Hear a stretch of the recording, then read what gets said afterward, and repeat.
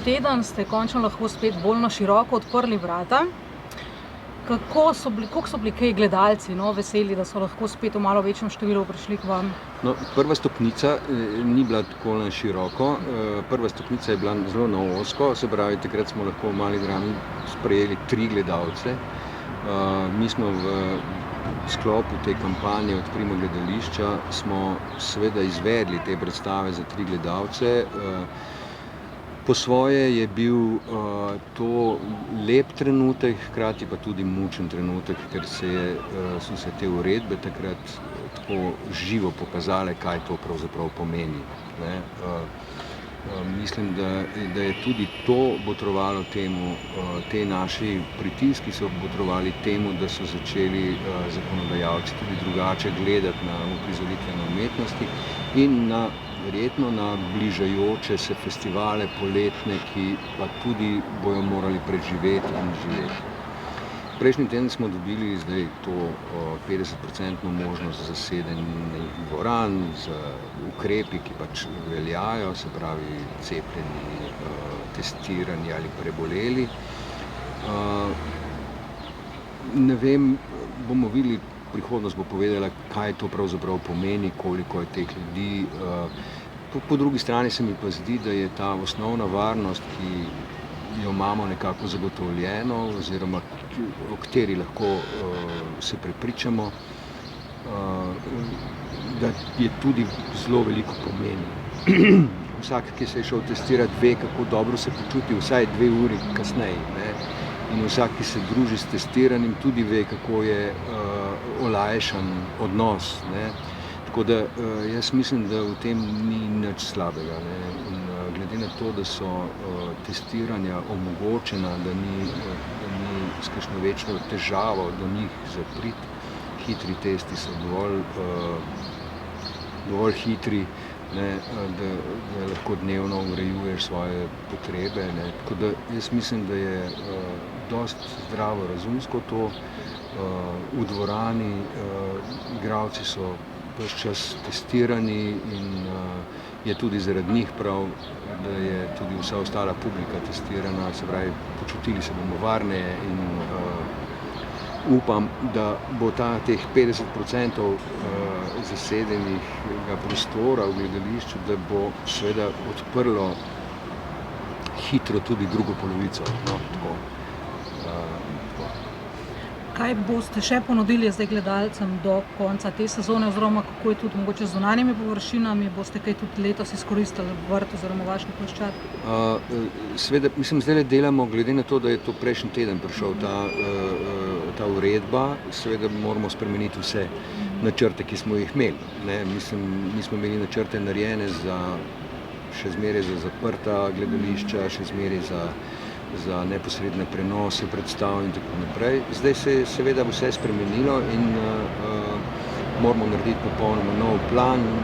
Igrali bomo predstave, predvsem za naše abonente, ki v bistvu že celo leto nestrpno čakajo, da se bo sploh karkoli zgodilo.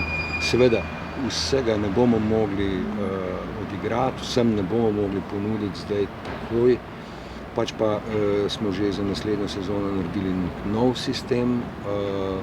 Eno sezono bomo brez novih abonentov, tako da bomo lahko vse te, ki so letos bili z nami in jim nismo mogli odigrati predstav, da jim bomo lahko odigrali in predstave te sezone in tudi predstave naslednje sezone. In potem bomo mogoče čez 2 leti prišli spet nazaj na normalo.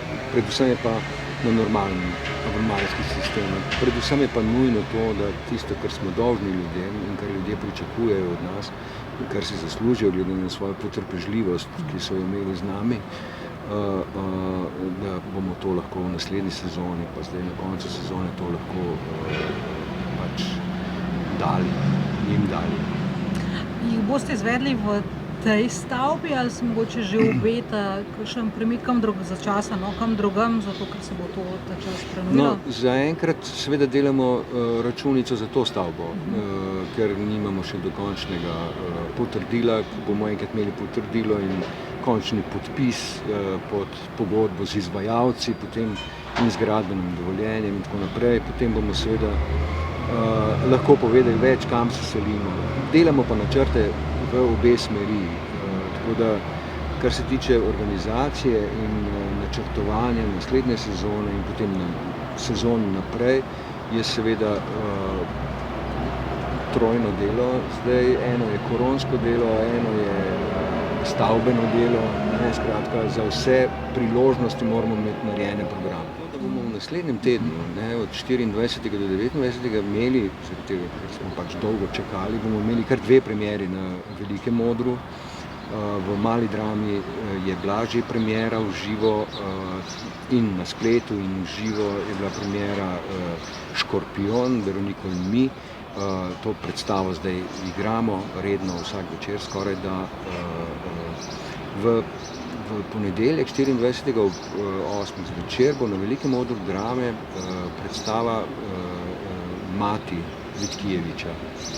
Predstava bo najprej doživela svojo spletno premiero v soboto, v ponedeljek pa takoj premiero v živo. Se pravi, uspelo nam bo za oboje občinstev nekako pripraviti predstavo. V soboto 29. ob 8. zvečer, prav tako na Velikem odru drame, pa bo predstava Jana Fabra, Nočni pisec, Marko Mandić je v glavni vlogi. Jan Faber je zelo znan umetnik, bom tako na široko rekel, je vizualni umetnik, pisatelj, pesnik, gledališki umetnik in tako naprej, skratka filmar, ni da ni, en najpomembnejših oziroma najbolj odmevnih avtorjev sodobne umetnosti zadnjega časa. Sodelovali smo skupaj z njegovo ekipo in zelo se veselimo te predstave. Je v resnici monodrama Marka Mandića po nočnih zapiskih od Jana Fabra. Ta predstava nastaja v več mestih in ljubljanska drama oziroma Marko Mandić je pač tukajšnja Fabrova možnost oziroma tukajšnji Fabrov del v tem večjem eksperimentu gledališkem. Pridite!